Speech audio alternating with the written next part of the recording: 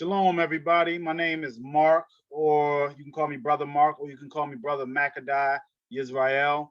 Many of you know me in the Hebrew community as Makadai Yisrael. Many of you know me as Mark Brown, so either would do. I'm actually going to be your host today as I'm presenting to you a light to the Gentiles. It's a new channel that me and Brother Eric is going to be having coming to you soon. He's away in Africa right now, away on vacation, and he will be joining me within the next couple weeks or so we can start presenting content to you and bringing different topics related to things that people just don't understand due to worldly wisdom, due to doctrines created by Christianity, other misconceptions that people have about the scriptures, and all other kind of foolishness that's out there that prohibits us from using our mind to actually search out a matter to find out what thus saith Yahweh and the righteous way that we should be doing a matter. So I'm just here. I got a couple things that I wanted to talk to you about. One of the things I wanted to talk to you about is a situation that just happened to me today. I went up to the market. What is it called? Food Lion, and just to get a few items. Went there to get some bread, some eggs, some almond milk, and a few other things. Sidebar: we went to get some almond milk. It's been, I want to say, a few years now that we've been using almond milk. Stop using regular milk from cows. It is not good for the human body. That milk produces a lot of mucus. And as many of you should know, especially those that are in the medical field, the medical industry, you should know that mucus is the basic component that bacteria, viruses, all these parasites and illnesses thrive in. And so when you have a mucus-based body, that tends to be a body that is always sick, a body that's always ill and susceptible to different diseases and infections. So just a sidebar, in the Black community, we need to stay away from that stuff. You know, last week I was saying how we need to stay away from the crab. Here we are in Maryland. We got to stay away from crabs. We got to stay away from pork. That's another big one we need to stay away from. Pork tends to have a lot of parasites and diseases as well. A lot of times butchers will cut away tumors associated with pork because just like the crab, the pig is the vacuum of the farm as well. So they eat everything, all the scraps, all the things that the farmers don't want. They put them in the slop in the slop trays, and they eat it all up. You know, you saw the movie Hannibal, and the movie Hannibal, I believe it was Hannibal.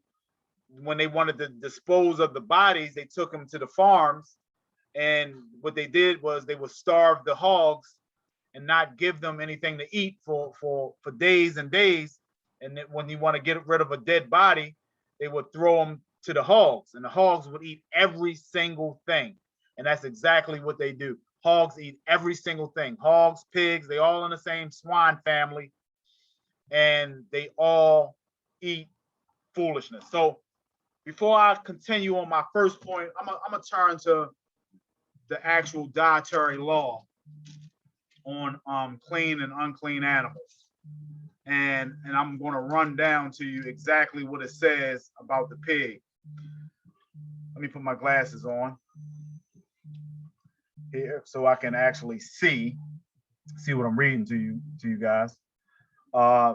It gets even so much deeper that not only are we not supposed to eat the swine, we're not even supposed to touch the dead carcass of an unclean animal.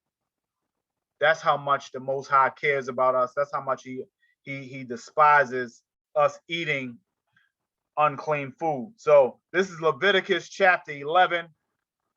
I'm gonna start at verse 6 here, and then I'm gonna read down. So it says Leviticus chapter 11 verse 6, and the hare, because he cheweth the cud, but divideth not the hoof, he is unclean to you. So that's talking about rabbits, the hare, the long-eared rodents. Basically, is what they are. But everybody loves rabbits. They're cute and furry and fluffy. And you know, my daughter, she loves rabbits, and you know, that's rightly so because they're cute. They're not supposed to be eaten. So we're not supposed to eat rabbits. And in verse 7, it says, "And the swine, though he divides the hoof and be cloven footed, yes, he chews not the cud, he is unclean to you." This is directly from Yahweh, from the Almighty himself. He's telling the nation of Israel not to eat this because it's unclean for us to eat it. All right, so of their flesh shall you not eat, and their carcass shall you not touch. They are unclean to you. So like I said, you shouldn't even touch their carcass because it's unclean. You know, anything that dies, he doesn't want us touching it to be unclean. We are supposed to be a set apart people. We're supposed to be set away from filth, from dirt, from sin, from foolishness. We're supposed to be set apart from all that stuff. So he doesn't want us touching nothing that's unclean, nothing that's dead, nothing that is defiled in the flesh. He wants us to be set apart from all that stuff. So I just wanted to bring that up as a side note, going back to the almond milk. Almond milk is very, very nutritious. It's full of protein. It's full of antioxidants. It's good for the body. It's clean. So, you know, just something for you all out there to take note of. You know, take that foolishness out of your refrigerator. Take the milk out of your refrigerator from the cow. Take that out of your refrigerator and replace it with almond milk. Even if you don't like the taste of almond milk, they got other types of milks out there that will suffice, like oatmeal milk and oats milk and different other milks that also are clean for the body. So going back to what I was talking about, I went to Food Lion today, and upon checking out, it was a young lady from the Black community. I had went to her line before, and this particular day, she had like a worried spirit on her, worried ruach. That's the word for spirit in Hebrew. And Hebrew being the language of creation, a lot of us should gravitate more towards Hebrew because that's the language of our ancestors. So upon being in her line, I could detect and I could feel her ruach because she was worried, and I could detect it immediately. I don't know if you want to call it a gift that Yahweh gives it to me. He gave a gift to me. He gives gifts to a lot of his. And one of the gifts that I do have is the gift of discernment. My gift may not be as sharp as everybody's, but my gift is sharp enough to where he's always given me a gift to be able to tell when new life is coming, to be able to feel when danger is coming, when things are about to happen in this world. It's sort of like a radar, so to speak. And whenever I'm around people, I can feel their aura or their light. I can feel that presence. I can feel if there's an evil presence upon them. I can feel if, you know, they are a positive person or a negative person. It's just a gift that Abba Yahweh has bestowed upon me. And, you know, other things too, we'll get into that at another time and another date. It's not about me at all. In no way, shape, or form am I trying to puff myself up and make it seem like I'm some special person or type of psychic or anything like that, because I'm not a psychic. Because number one, in the scriptures, the Almighty prohibits us even dealing with people that are psychics or soothsayers or necromancers or any of that foolishness. So no, I'm not trying to be any of that. I'm just saying I could feel that something was really troubling the young woman. And so I said to her, you know, how you doing today? Is everything okay? And she immediately went into, no, it's something's not right. You know, I can't believe it. You know, the time is really, really speeding up. and it just was the 4th of July, and now it's July the 11th, and she was really really worried about it. And I said, you know what? Well, it, you're not crazy, and you're not, imagining this. I can tell you without a shadow of a doubt, when I was a child, I loved to be outside. That was my thing. I loved to be outside all day, all night, until my mother would always say, "Mark, Mark," to call me in the house. That was that was my alarm to come in the house, because I hated being in the house. I love being outside with my friends, having a good time, playing basketball. That was one of the things that I was into as a young man. Always played basketball. We played basketball in the alley in the back of my house on a milk crate. We made our own backboards. We played our own uh, games of basketball. And whenever we would dunk the crate down and destroy that one, we put another one up, got up there, climbed the pole, hammer, nails, made another basket. So that was what we were into growing up: bikes, a lot of that stuff, all kinds of things. But, basically the reason that I brought that up is because it just seemed like forever and ever and ever and ever we would be outside until basically the sun went down. You come in, you eat, take a bath, get ready for bed, go to school, and do it all over again. Of course, a lot of you know me. I went to Poly, and I've always been serious about schoolwork. I've always been serious about knowledge, learning, and academics and scholarship. So this isn't nothing new, but I had my time when I wanted to be outside and play. So enough of that. Get back to the story. So the young lady, I explained to her, back when I was younger, we could be outside all day, and it seemed like forever. Now you get off of work, you got to deal with those of you who have children. You deal with your children, and just like a snap of a finger, it's 9 o'clock, 10 o'clock, and it's time for you to get ready for work for the next day. Time is really, really speeding up. No, it's not a joke. It's real, and this is where a lot of us that aren't familiar with the scriptures, who aren't like the Hebrew community, we really labor in studying the Almighty's word, because we really want to know, and we really want to get this thing right. So when you're not close to the word, just like my elder said one time, he told us, he said, when it comes to the scriptures, to the Torah, and I got my Torah right here in front of me. When it comes to the scriptures, the Torah, make sure that the Almighty and his Torah is at the center of your life, and that your life revolve around that, not the other way around. Don't let him revolve around your life.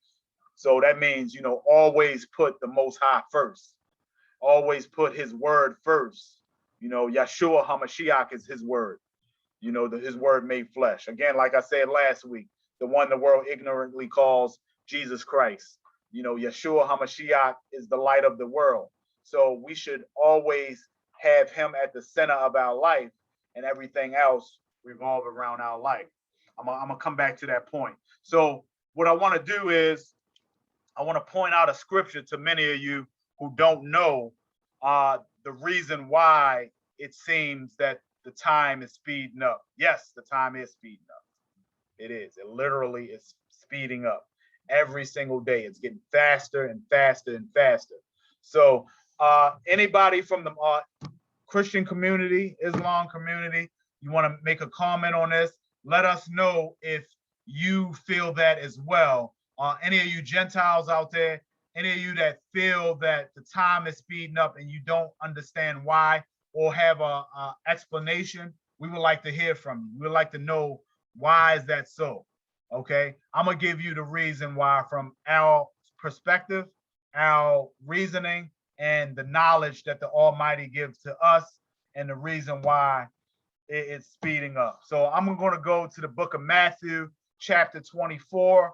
Of course, the book of Matthew 24 is basically Yeshua HaMashiach's message of the signs of the end, or the what it's going to be when he comes back? You know, how will we know when he comes back? You know, what will be the signs of the end of this age or the end of the world as we know it today? Okay, because this world is not going to last forever.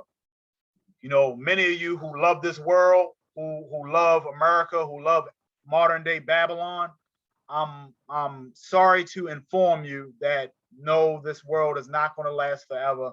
This age is not going to last forever. Just like all the other empires that came before us, you know, think about it. Egypt, you know, they used to be the world ruling power. Babylon, Assyria, Persia, Greece, Rome, all these superpowers that used to be in charge in the world are no longer in charge anymore. Now it's America. America's on top, you know, and just like all the rest of these ancient civilizations, the time for America is at hand. And then on top of that, the time of the entire world is at hand. So we're not going to last forever. At this age, there is another age to come after this, and it's called the kingdom. You know, it's Yeshua's kingdom. His kingdom is going to come first. He's a king that didn't reign yet. So he has to reign, and he has to set up his government and set up his world. But, you know, I'm jumping ahead of myself. I don't want to do that because like I explained last week, we want to really take our time showing you things. Who is you? You are the Gentiles of the world, the people who don't know, the people who are removed from the covenant, the people who are indoctrinated with doctrines of men, religions, and all that stuff. We have to really take our time and slow walk. So, you know, we just want to profess to you some of the things that we've learned from our studies, from our elder, from our knowledge, reading the scriptures. You know, we want to present it to you because ultimately we want to try to grab your attention and we want to pull you away from the foolishness of this world so that you can start putting your mind inside the Torah, inside the book, and start thinking for yourself. And then when you're ready for big meat, then we can direct you to our assembly, our page. We got a YouTube channel at our assembly, and that way you can go and listen to our elder, our minister, and our deacon, and they could really start showing you some things. Okay. But as of right now, I realize a lot of times I'll post the sermons or the message on my page, and a lot of times I don't do it every week. And the reason why I don't do it every week, because some weeks some of these messages are a little bit more advanced for the average person that is still asleep. So a lot of times it might be too deep for you. And you know, the Ruach will say to me, the spirit will say to me, no, it's not, I'm not going to put that there. I might put it other places, like some of the Hebrew groups that I'm a part of, some of the other things that I'm a part of. I might post it to that, but not always on my own personal page, because that's where most of my friends and family are Christians or Muslim, or just don't know too much about religion or spirituality to even be able to understand, you know, the basics, the milk, you know what I mean? So right now we're trying to give you some milk, and then we're going to try to see if you can start gravitating towards the meat and then be ready for the meat. So that's what I'm here to do today, is to just give you a few pointers on a few things that we see as we walk through this life and that we notice. And then we're going to start showing you some things. All right. So like I said, I'm going to start at Matthew 24. I'm going to start at 20, verse 20. I'm going to read something, but then I'm going to go up a little bit because I want to make a point to a lot of our Christian brothers and sisters who don't understand certain things and certain aspects of the Torah and of the good news, or what the world ignorantly calls the gospel. All right. So, you know, Christians are quick to throw out the word gospel, but they don't understand what the gospel is. Matter of fact, we're going to have a whole another discussion of what exactly is the good news or the glad tidings, what the world ignorantly calls the gospels. All right, we're going to have a complete understanding complete discussion to bring understanding on what the good news is. All right. Because a lot of us do not know what the good news or the glad tidings is. All right. All they believe that it is, the good news is 4 books in the New Testament. No, no, that's not just what the good news is. All right. That's what the worldly wisdom tell you what the good news is. But no, it's a little bit, well, actually a lot deeper than just the 4 books of the glad tidings, the first 4 books, Matthew, Mark, Luke, and John. It's a lot more deeper than that. And of course, as you know, the heathen changed their names. Okay, it was not, their names were not Matthew, Mark, Luke, and John. Just like they changed the Messiah's name, they also changed the apostles' name. All right, I give you an example. John's name is not John. His name is Yachanan. Yachanan.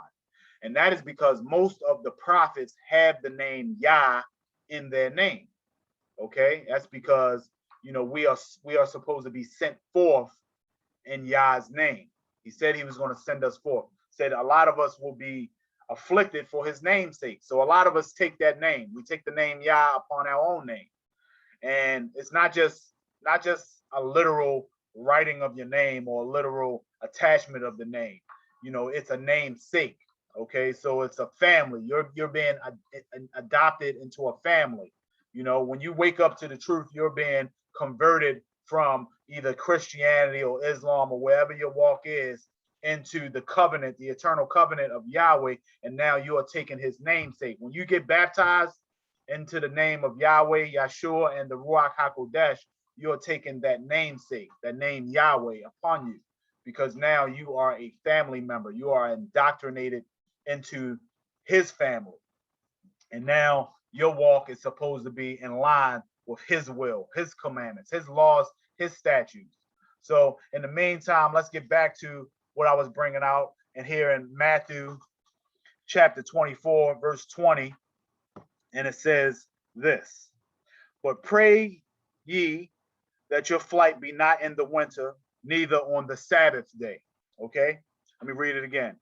But pray ye that your flight be not in the winter, neither on the Sabbath day. Okay, so what does that mean? Okay, so a lot of times Christians, they get mad at us Hebrews because a lot of times we won't start at the beginning of a chapter. We'll start wherever we need to make the point at. And that is because a lot of times with Hebrews, we have already established the context of what we're trying to bring out. So it's no need to read from verse 1 all the way down to verse 20. And I've already established the context of what I'm bringing out. And the context is going back to the conversation that me and a young lady had. She's worried about the speeding up of time. So we've already established the context. The context is the time is speeding up. So why is the time speeding up? We're trying to bring that out to you right now. So again, but pray ye that your flight be not in the winter, neither on the Sabbath day. Okay, so why is Yeshua? This is Yeshua HaMashiach talking here. It's in red. I assure you, it's in red. I don't know what your scriptures say, but mine is in red. Okay, so here in America, the Bibles that they printed up and gave to us, they told us that the word of Jesus was in red. Well, it's not the word of Jesus. It's the word of Yeshua, the word of Yahweh. His words are in red. All right. So he is basically saying to you right now that we have to pray. We have to always pray, and we have to be mindful, and we have to watch to the end, because these signs are here to warn us and prepare for us. That's why a lot of times in my posts, I always say, prepare, stock up food, stock up water, stock up supplies, and get ready, because this time is upon us, y'all. Okay, this time is upon us. The kingdom of heaven is upon us, and the kingdom of heaven is not some place that's up in the sky. Excuse me, there's something in my eye. The kingdom of heaven is not a place where we die and then we just get teleported up in the sky. No, that's not where the kingdom of heaven is. The kingdom of heaven is going to be on earth. That's another discussion as well, but that's in the book of Revelation. It says that the kingdom of heaven is going to come down upon the earth. He has it already prepared for us, and that's one of the rewards that he's going to bring to us. But in the meantime, he wants us to pray and be mindful that this time that's going to come upon us is not going to happen on the Sabbath day, because the Sabbath day, as many of us already know, some of us don't take it seriously because we worship on Sunday. And we're going to get a little bit deeper into this, and we're going to take our time with you, and we're going to show you exactly the exact moment that it was switched from Sunday worship from Sabbath worship, the originator, the Shabbat, the Sabbath day, to Sunday. We're going to show you the exact moment. And it's going to bring out a lot of information, because a lot of us grew up believing that, some of us grew up believing that the Sabbath is Sunday, but it's not. The Sabbath is the seventh day of the week. It's the last day. That's the last day that Yahweh rested after he created the heavens and the earth. Trying to get this wrinkle out of my shirt. Excuse me, y'all, because it's getting on my nerves. All right, there we go. He rested on the seventh day, and that's when he made that day set apart. It's the only day in the scriptures that he made set apart, far as the weekly cycle of worship. He's blessed other days. He has blessed other days, other feast days and things like that, but that's another conversation in itself, and I don't want to go too deep into it. I have to be mindful that we have to slow walk. We have to slow walk with this. So that's what we're going to do. We're going to slow walk. We're going to get back to the scripture. But pray ye that your flight be not in the winter, neither on the Sabbath day. So you don't want it to be in the wintertime neither. You don't want it to be on the Sabbath day, because most righteous, set apart people are worshiping on that day and resting on that day. This day might come upon you. You might be asleep, and if you're a hard sleeper, you better find a way to wake up, because you're gonna have to flee. When the troubles of the tribulation and the end time period come upon us, and we gotta flee. We gotta be ready to run. We gotta be ready to get up out of there. These are the signs of the end.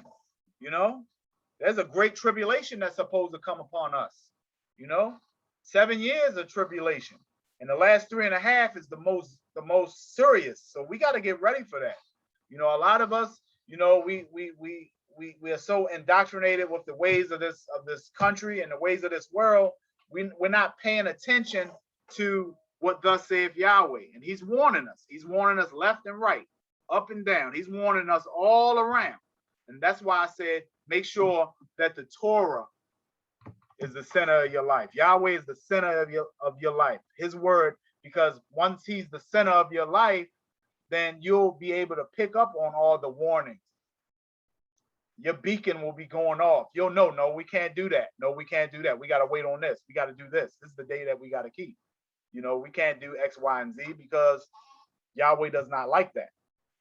We want to make it into his kingdom. We can't make it in his kingdom doing things that he does not like, or things that he tell us not to do. That doesn't even make sense. How can we do that? How can we make it into the kingdom of heaven and we do what we believe that we should do in our heart? We read his book, but we say, no, we're not going to read that part. We're not going to do that part. We read the so-called Old Testament. There's no such thing as the Old Testament or the New Testament. This is what the heathen did. He took the book and he put a partition in between two different covenants, right? The original covenant and the renewed covenant. That's what it is. It's not an old covenant and a new covenant. It's the original, the eternal covenant, and the renewed covenant. He's renewing it. And the reason why he's going to renew it is for your sake, because he loves you. And he want to see that you get saved. But are we saved now?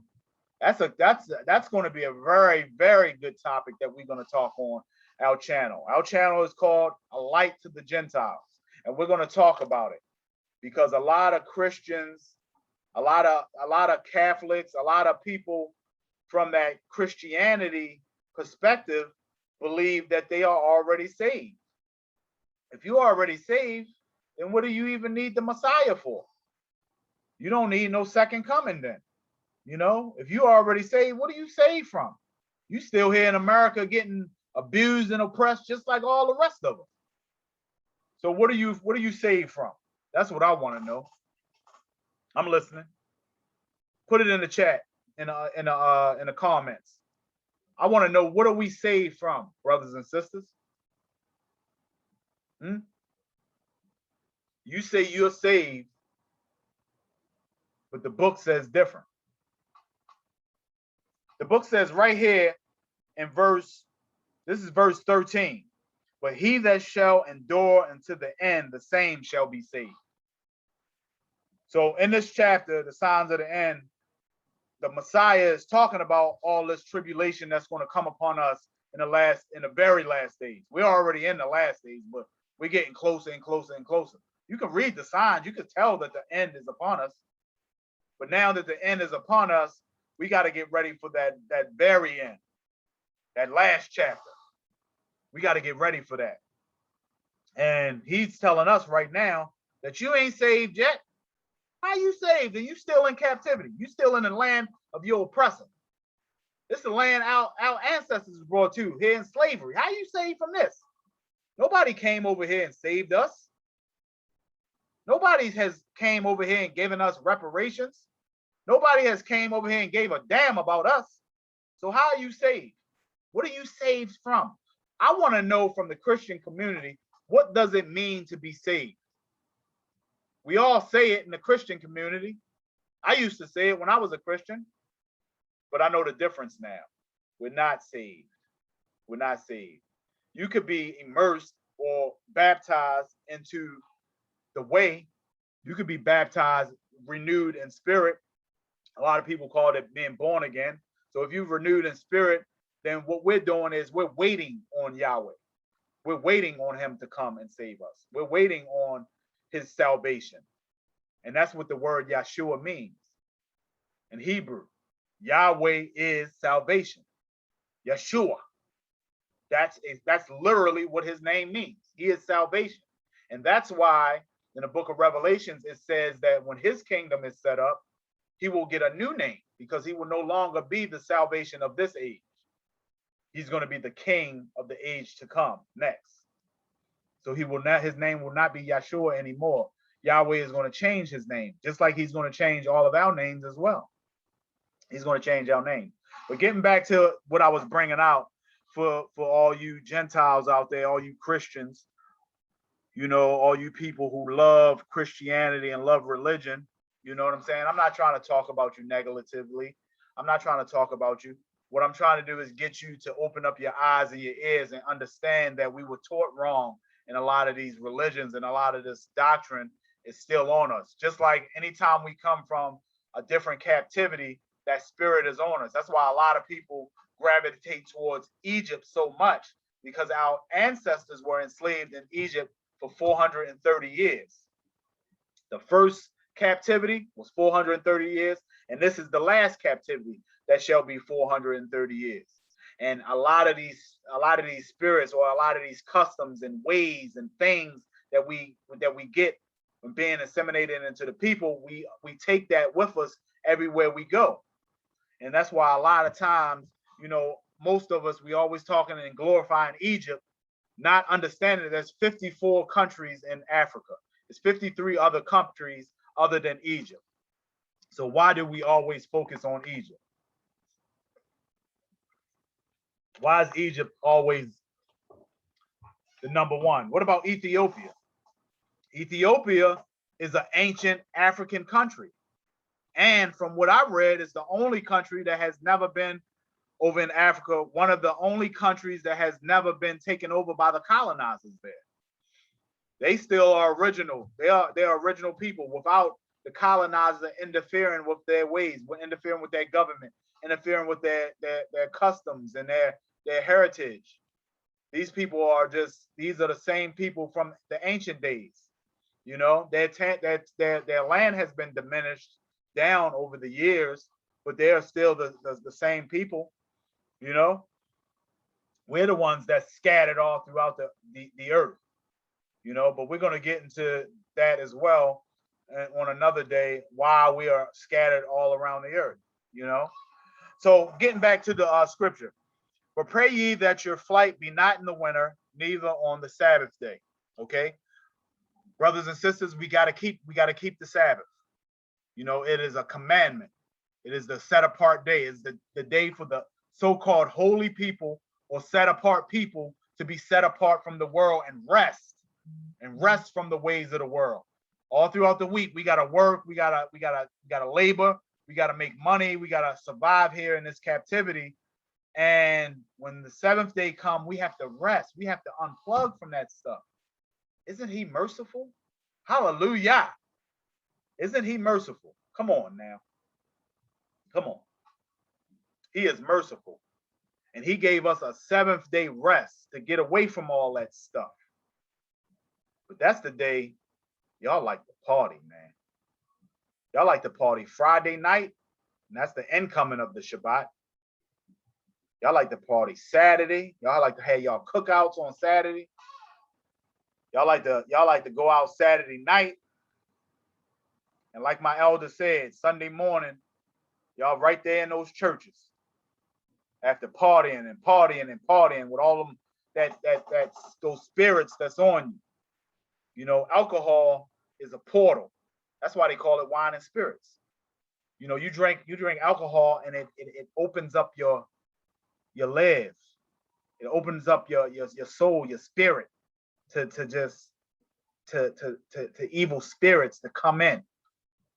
You know, I'm not gonna sit here and act like I never had a drink, or I didn't used to drink. I used to drink, you know, but I prayed about it and I had Abba Yahweh take it away from me, because just like he says in this, pray that your flight be not in the winter or on the Sabbath day, he also says for you to watch and make sure that you're sober.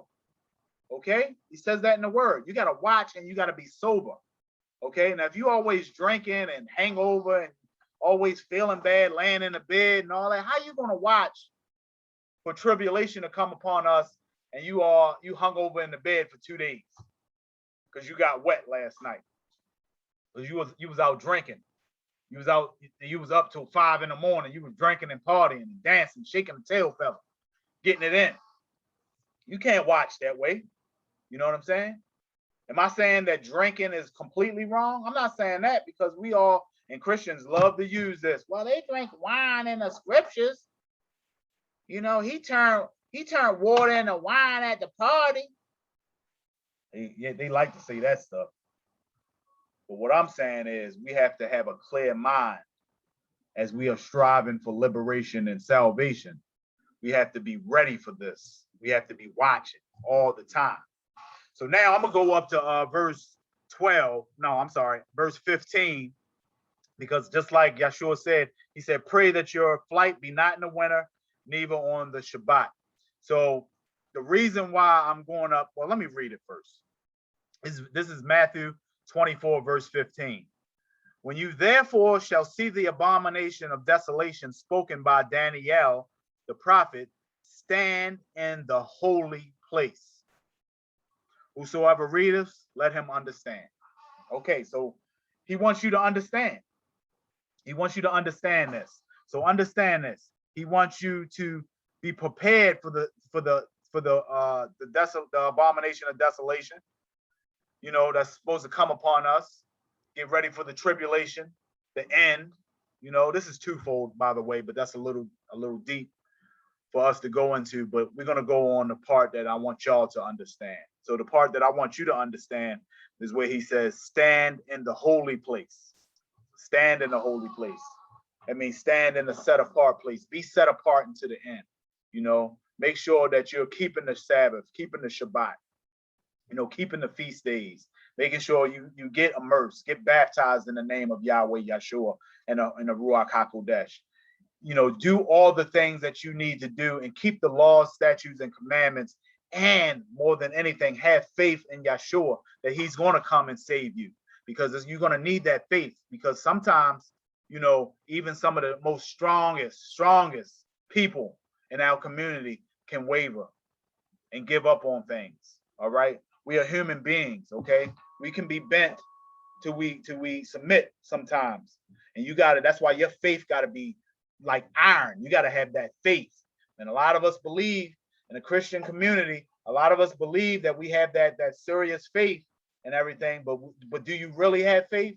Because faith is an action word. Faith is based off of action. So he's commanding us to do something. So if we believe, if we have faith, that means we're going to do it. You know, faith doesn't just mean, oh, I believe in the name, so that means that I'm going to be saved.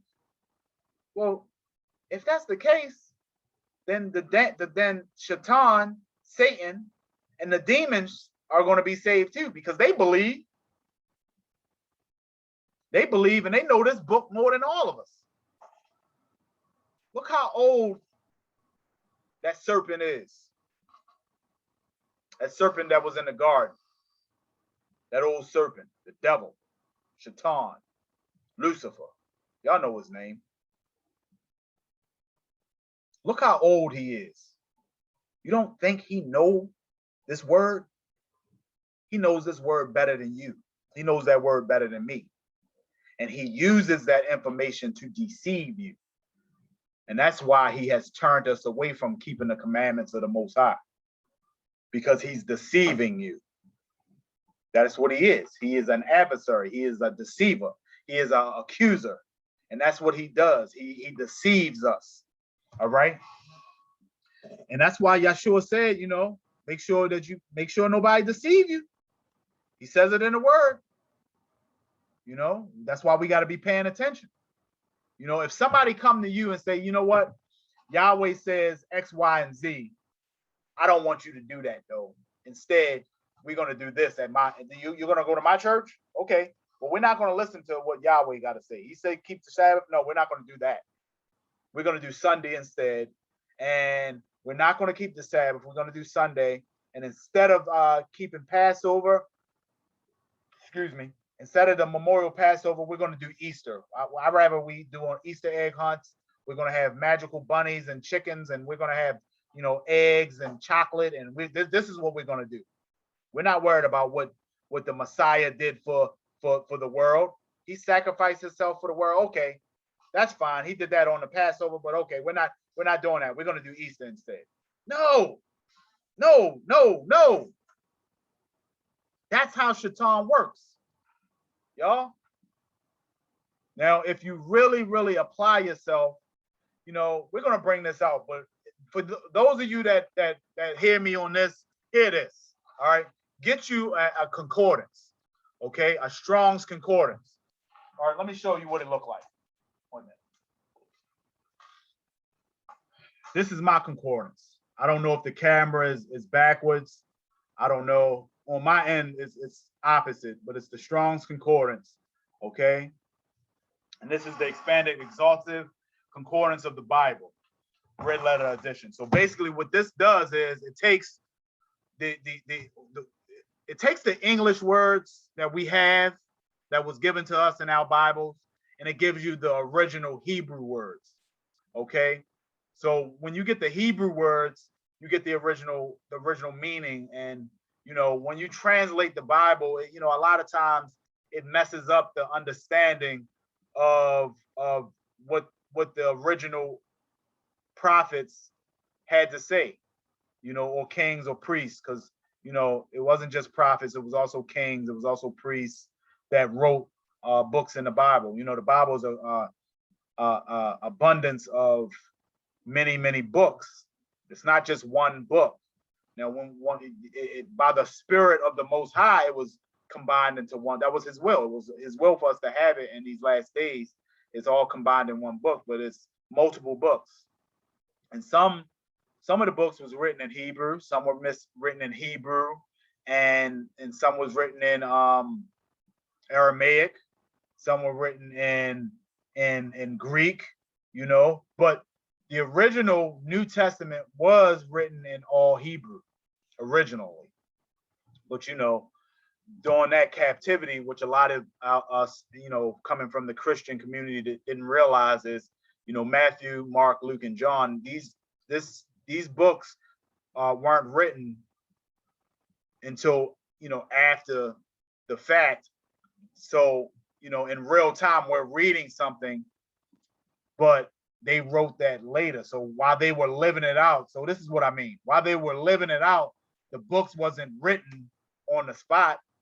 They had to live it out and then write about it later. So they wrote about it later in Hebrew, in that native tongue. But then, the powers that be, they wanted it written in Greek. But the Strong's Concordance has the Greek in it as well. So we can go back and look at these words and we can get the rightful meaning of it. Okay, so I'm saying all that to say that the word Easter is in the King James Bible one time. But if you look it up in the concordance, the Exalted Concordance, then you'll see that that word actually means Passover. Okay, let me put this book back. That word actually means Passover. So again, we have to stand in the holy place. Okay, that's the temple. The temple is the holy place. All right, we have to stand in the temple. He wants us to fellowship with like-minded people, with set-apart people, holy people, Kodesh people. We're going to learn about that word holy on another day, but today I'm going to use it because that's the word that y'all understand. He wants you to stand in the holy place because he wants you around like-minded people. He wants you around people that are striving towards eternal life, just like you. And when you strive around people, he wants your talk to be set apart. He wants you to talk about set apart things that, will keep you in a way, keep you on the toes, love each other, support each other, and encourage each other to stay in this walk. And that's what he wants us to do. He don't want you going to church and gossiping and, oh, look at her big hat. Why she wear that this week? She was messing around with Deacon Robinson. I saw, I seen her at the corner store playing some numbers. I saw, that's what we do in the Christian church. We got to stop all that backbiting and talking about people because that's not Kodesh. That's not holy. That's not set apart behavior. This is a test to see how, obedient you're going to be. This life is a test. Okay. You're living now to live again. And in the meantime, you're getting a test. And in this test, he is proving and trying your heart. He's looking inside your heart to see if you're ready to go on to the next kingdom, to be set apart in the next kingdom. The next kingdom will have the Shabbat in it. The next kingdom will have, the holy days in it, the feast days, the Kodesh days in it, So these are days that we're going to keep in the kingdom, but you don't want to do it now? All of this is in the book. We got to learn this stuff, y'all. We got to learn this stuff. So he says, when you therefore shall see the abomination of desolation spoken of by Daniel the prophet, stand in the Kodesh place, the holy place. Whosoever readeth, let him understand. So let me go back down to where I was at, verse 20, and then I'm going to read back down to what I really, really wanted to bring out to you guys. And sorry that it took so long. I just needed to bring out a few other things because, again, we're trying to slow walk you. We're not going to rush. This ain't going to be no sprint to the finish line. We ain't no race. That's a European mindset, to be fast, to be in a race, to do everything so speedily. We don't want to do that. Is that a word? I guess speedily. We don't want to be going so fast that, we miss, major points and monumental opportunities to really teach people, and get you to understand on this level here. So we're trying to get you ready for the meat, so to speak, we're like the front line, so these are things that we do anyway. Like we try to witness to people. We try to encourage people to come to the truth, to give it a try, to understand. We have these conversations in the DMs, sometimes in person. I talk to people, and try to encourage people. And that's what I did with the young lady that is at Food Lion. I tried to explain to her. I said, well, one of the things I asked her is do you believe in the Most High? And she said yes. She said yes. And I didn't use the word Most High. I used the word God because everybody don't understand that Yahweh is more than a God. Satan is a God. Zeus is a god. Apollo is a god. Roman and Greek gods. We cannot put the Almighty on the same level as Shaitan or Apollo or Zeus or any of these other gods, Hercules and all that foolishness.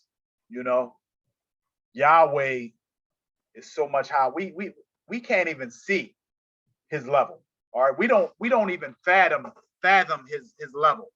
Okay. Because his level is far beyond comprehension. So if his level is far beyond comprehension, we should never even equate titles to his name that are just, it's insulting to him. It's insulting to be the Almighty of all the heavens and the earth, and for his creation to put him on a level of a Lord,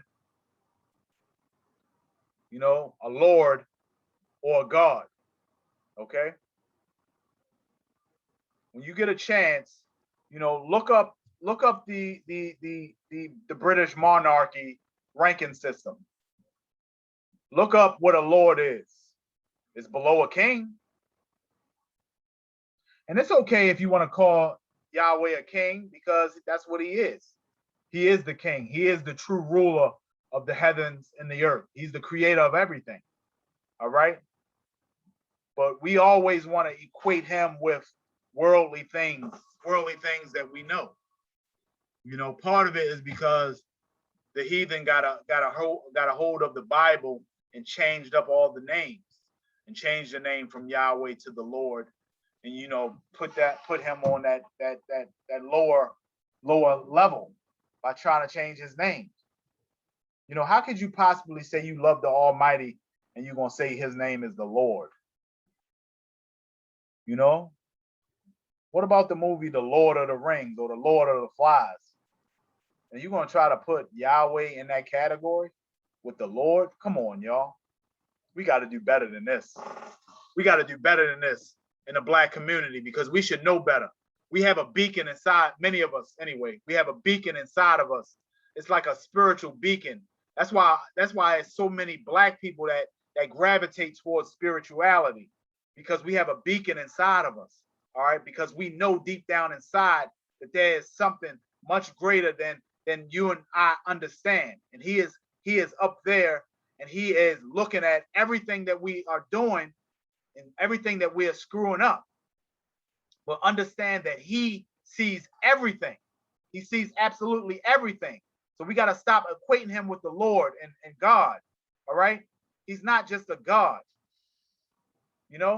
In his book, he says that all the gods of the nations are idols, but he made the heavens and the earth. Okay, idols can't make the heavens and the earth. Only Yahweh can. Only Yahweh has the ability to create life, to blow the ruach of life inside someone. Only he has that power. All right, so let me get back to the point. All right. But pray ye that your flight be not in the winter, neither on the Sabbath day.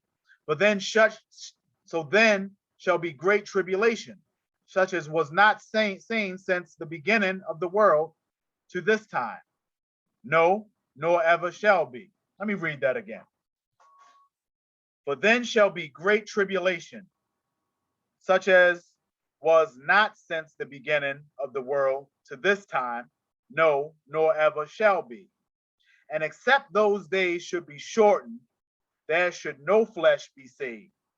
But for the elect's sake, those days should be shortened. Did you hear that? Did you hear that, brothers and sisters? Except those days should be shortened, there should no flesh be saved. So he's saying, like, if this time continues to, like how I explained to you at the beginning, when I was younger, I would play outside. It seemed like it was forever. So what he's saying is, if he keep the time the way it is and just let it go on and drag on how it was when we were younger, man, we will get destroyed, man. They already destroying us out here, but they'll have more time to destroy us. So nobody will be saved because we all get destroyed. And if you get destroyed now and you're not in the name Yahweh, if you're not baptized in his name, and you're not baptized into his eternal covenant, then how are you going to get saved? If you don't believe in Yahweh and Yahshua, how are you going to get saved if you're not baptized in the true name? There's only one name under heaven given by which we must be saved. There's only one name. You know, we got to stop that lie about, oh, he has many names. No, he does not. He does not have many names. He has one name, and his name is Yahweh. His son name is Yahweh as well. Yahweh is salvation. So we could say Yahweh is Yahweh Shua. Yahweh is salvation. Yahweh Shua. He's only one. Yahshua said, me and my Father are one. Yahweh put on that flesh. He is the word made manifest. Okay? That is Yahweh. That is Yahweh, y'all. And except those days should be shortened, there should no flesh be saved. But for the elect's sake, those days should be shortened. Who is the elect? Who is the elect? The nation of Israel is the elect. All right, there's only one assembly, one congregation that is named throughout the entire Bible. Okay? That is the congregation of the house of Israel. There's only one.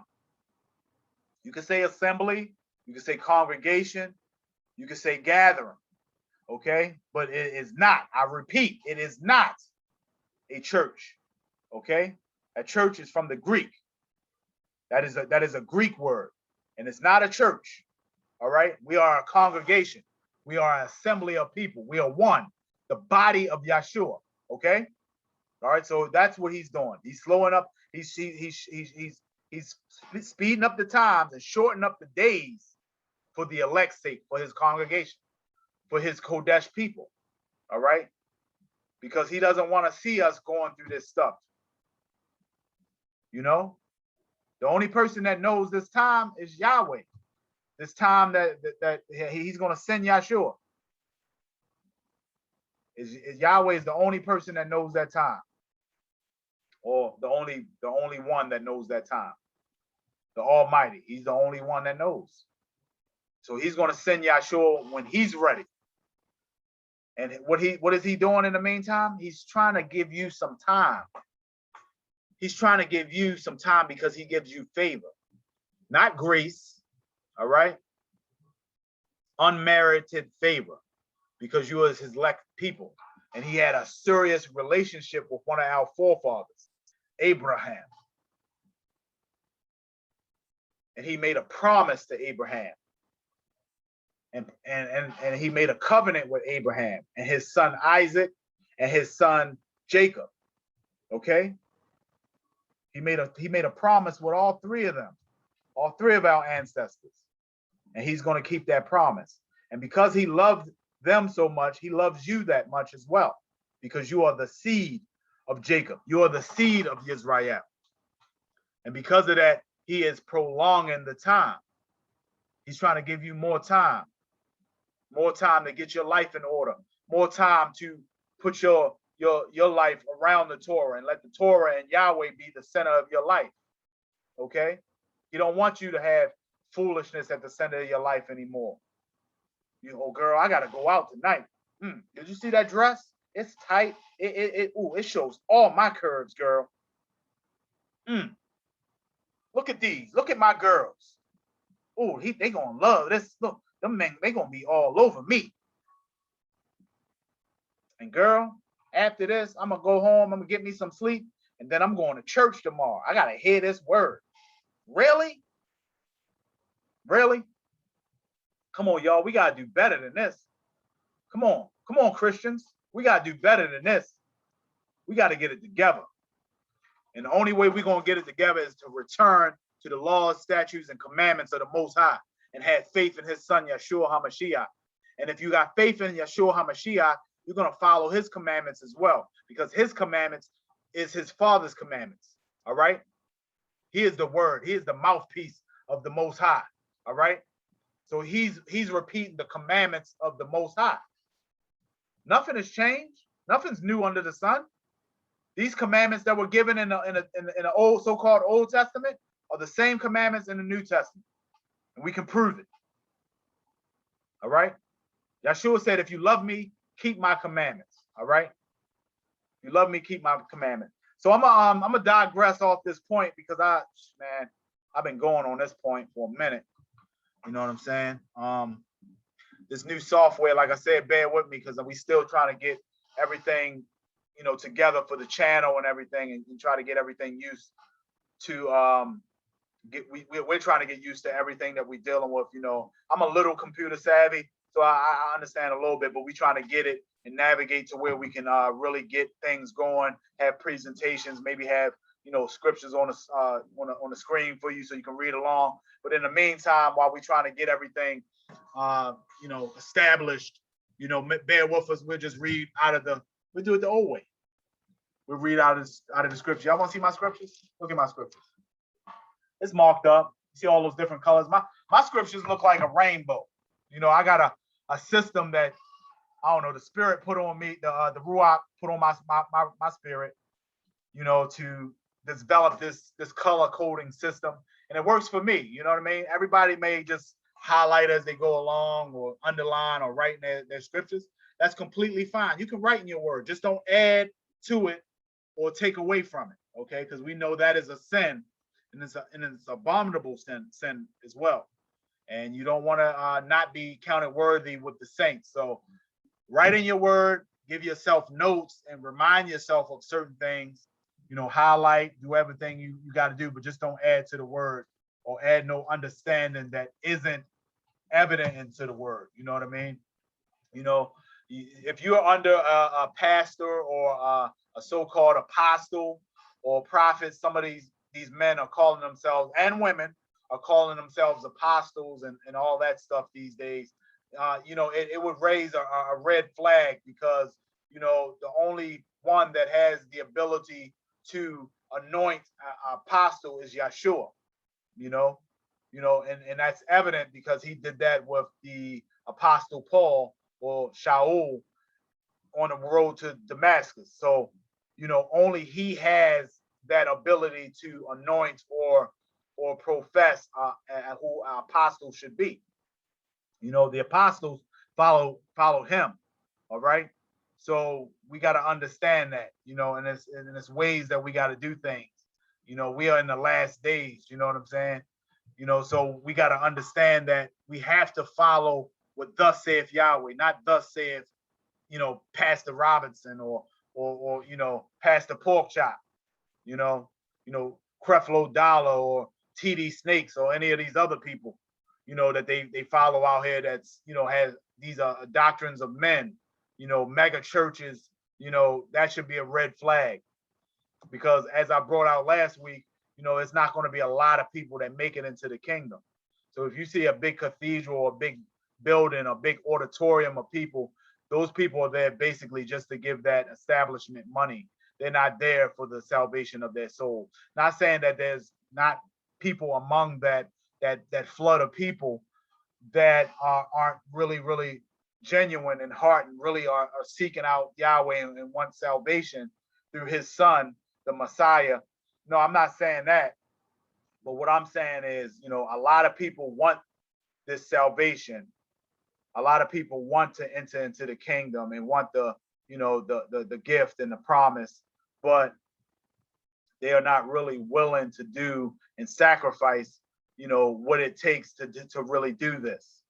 You know, if you really want this, if you really want to do this, you know, there's certain things that Yahweh expect us to do. Excuse me, everybody. Sometimes, you know, I talk with my hands. I'm trying to do that less and less. especially in the Hebrew community, because a lot of times people will think that you're throwing up signs and all that. I'm not doing that. I'm not a part of no other establishment, no other organization. I'm just a brother that is following the will of Yahweh and his son Yeshua HaMashiach, and wants salvation and liberation for myself and my people. I love y'all, man. I really, really do. I love my people. We've been through hell, y'all. We've been through so much stuff.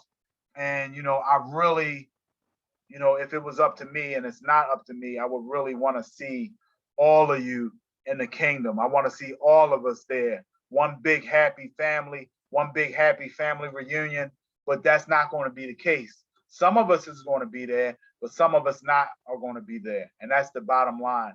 So we're going to be bringing out topics like that, like, does people die and automatically go to heaven? Happy heavenly birthday. We got to get rid of that. We got to stop talking about some of this stuff, like, oh, they are in heaven looking down on us. Some of these misconceptions, we're going to be talking about this stuff pretty soon. I got one more last point I want to bring out so I can stop this video. Today I was on Instagram and I was just surfing, as a young man up and coming in this word. I've been in the word now. I've been awakened for 4 years now, about 4 years. Okay. And I'm not saying that's a lot of time. I've been in the word. I've been a Christian my entire life, most of my life. So, of course, we've always been in the Bible and the scriptures, but I can really tell you the process of Abba Yahweh waking me up was longer than the last 4 years. So his process of waking me up was a little longer. We'll get into that. I'll give a testimony on how he woke me up, and it's really, really beautiful. At least to me, it is, and it holds a special place in my heart because I know that only Abba Yahweh, the Almighty, has the power to wake up any individual to His truth, and to give you what my pastor described this last Shabbat as the golden ticket. You get a golden ticket, man. You should be honored, and I am. I'm really, really honored to have a golden ticket or a seat at the table, at least for now. That's how our mindset should be. And not saying at least for now, like I'm going to give up, but I'm saying it like right now as we speak, excuse me, Abba Yahweh has given me a golden ticket, and that's a lot to be thankful for. So with that said, I'm gonna take that and I'm gonna nurture it, and I'm gonna study my tail off, and I'm gonna continue to strive and do all that I can to find favor, to continuously find favor in His sight. And that's what you want to hear when you go into the kingdom. If you make it, to hear those words, well done, my tub and faithful servant, or well done, my good and faithful servant.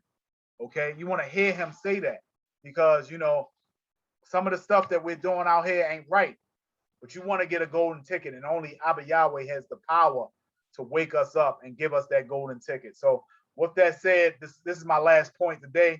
I was searching the internet and I saw this. I think I can only play a little clip of it, for education purposes. This is only for education purposes. I stumbled on Juvenile, Manny Fresh, and Mia X has a new video called Vax That Thing Up. That's V as in victory, A as in apple, X as in x-ray. Vax That Thing Up. Of course, y'all know they had the hit smash back in the 90s, Back That Thing Up, or was it the early 2000s? Probably around early 2000s when Juvenile was hot, making a lot of noise out there. He had that song Back That Thing Up. That thing went, I believe it went platinum from what I remember, and it was all over the place. What happened to Juvenile and Manny Fresh? And Mia X is from a different crew. Mia X, she's from, if I can't remember correctly, Mia X was down with No Limit. So now she made a song with Juvenile, Manny Fresh, and she's supposed to be down with No Limit. But it is what it is, They're investing so much money and so much effort into making sure every single person is vaccinated. they claim they have such big numbers and such big turnout. At this point, you know, what else is there to do? If people don't want to take the vaccination, they don't want to take it. If people don't want to take it, they just don't want to take it. So vax that thing up. I don't feel that we should do something that is against your will. You know what I mean? I don't want to speak negatively about the situation. I don't want to speak positively about the situation. All I'm saying is, if you are a so-called believer, then your faith should be in Yeshua. Your faith should be in Him and Yahweh, and you don't even need to worry about worldly protection, because Yahweh gave you a body. He gave you an immune system. He gave you the ability to pray and ask in his son's name. He says in his book, if you ask anything in my son's name, he'll give it. So we don't need all this worldly help and all this nonsense. You know what I'm saying? Am I saying that we don't need help some of the time? No, I'm not saying that. All I'm saying is, something is going on. Something fishy is going on. And I'm saying, they got the Juvenile and Manny Fresh, and now they're doing a video called Vax That Thing Up. Look at this. You finna online date chat, find a mate chat, open up the okay ass, profile picture looking tight chat, nice chat, got your bio reading right chat, precise chat, but before you find a date chat, you gotta wait chat, gotta go back to Nate chat, get it straight chat, girl, you look good, won't you vax that thing up, you're a handsome young brother, won't you vax that thing up? Won't you vax that thing up? Why would you be telling, if you trying to, date a woman or see a woman or dance with a woman, that she needs to go get a vaccination before you dance with her or date her? That's to me, that's foolishness. I don't get it. I don't understand it. And I don't know what happened to Juvenile and Manny Fresh. As we say in the hood, you lost your hood pass. Something's going on with them brothers. Who knows? Maybe they need money. I do know that Baby, the one of the CEOs of Cash Money Records, was raping them brothers as opposed to their money. He was taking all that money. He even did it with Lil Wayne, which strained their relationship as well. Lil Wayne stepped away from him to do his own thing. I don't even know if they're friends anymore. I don't know, but all that stuff is foolishness. All of that is of Shaitan anyway. All that hip hop and all that foolishness is of the devil, and we don't really need to be partaking in it. I'll keep my ear open so I can hear things as it happens in the hip hop community. At one point I was a serious hip hop fan, but now I don't care for hip hop. I might listen to some old school hip hop every now and then, something that's more positive. But honestly, most of the time I'm listening to spiritual music.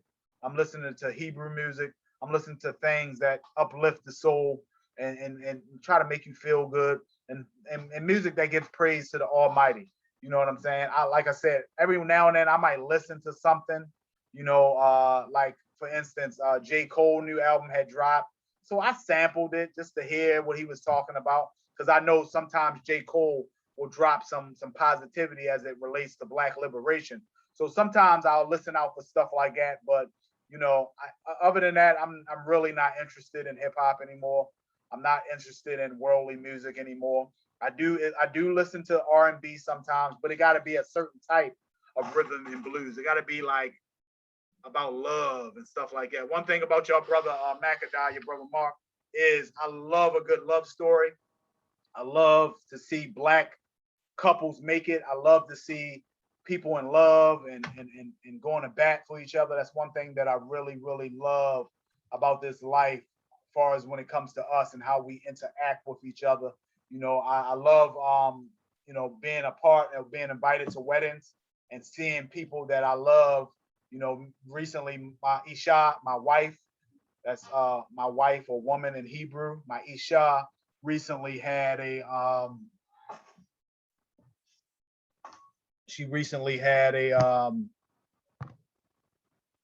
wedding for her best friend. Her best friend got married down in Florida, and it was a beautiful wedding, and just to see them, get married under the Almighty and everybody come together and have a good time, no, nothing crazy.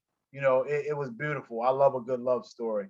And that's what it's all about. That's why Yahweh made man and woman to be together, to cleave as one and to be one and to be together and help each other the best we can on both sides. And that's how it's got to be in the Black community. We got to have a love story. Our love story right now is broken. We got to start getting back together and getting as one. We gotta put our resources together and get unity. You know, how do we get unity? We got to break a lot of these spiritual bonds that's on us. And that's another topic that's we're going to bring out. We're going to bring out, you know, some of the curses, how some of the curses is on us as a people, and you know what to look for and where to find them and how do we know. And we're going to prove to y'all how real the scriptures are. Okay. I'm not going to take up too much more of your time because I've been talking for a minute now. I wanted to just get on here. Originally, we were supposed to, me and brother Eric, we were supposed to get on here together. Like I said, he's over in Africa right now on vacation, and we were going to do a split screen for you guys, and I'll put it up on our new page, a light to the Gentiles. And you know, Shaitan never wants to see a good thing happen. You know, a lot of things started happening at that moment, connection issues, people calling us, people, you know, saying certain things to us, and then, you know, we basically got to the point where we say, you know what, we'll just reschedule it for another time. So I just decided to get on here and give y'all a few words of encouragement, a few words of out of the book, you know, and just, you know, let you know that, you know, I'm here for you, you know, and I want to be able to get to a point where a lot of you will start waking up to the truth, you know, according to Abba Yahweh's will. If it be his will, you know, many of you will wake up and start listening to us and start seeing what we see and hearing what we hear. And then we can start directing you towards the page so you can start getting some of this meat. All right. In the meantime, you know, I'm Brother Mark. You know, I'm going to be putting this content on my own personal page, Makadai Israel, on YouTube, and start getting my subscribers up as well. And in the meantime, I'll probably put this on Facebook for you all to see. And, you know, again, you know, we're just trying to do this and try to be a light to you who don't know, a light to those that are in darkness, a light to those who are, you know, indoctrinated with, you know, the doctrines of the heathen, the doctrines of men, and, you know, worldly wisdom. So we want to get away from that stuff. We want to get away from that stuff and just start dealing with truth, you know, through the power and through the Ruach HaKodesh, and the mind of the Almighty Yahweh, and be in line with him, because ultimately, you know, we're trying to get to his promise, his end goal is salvation for the world, not just for the Hebrews. For all you Hebrews who believe that salvation is just for Israel, that is not true. Salvation is for the entire world if we do what we're supposed to do to obtain it. In the meantime, I'm your brother Makadai Israel. I love y'all. Be good.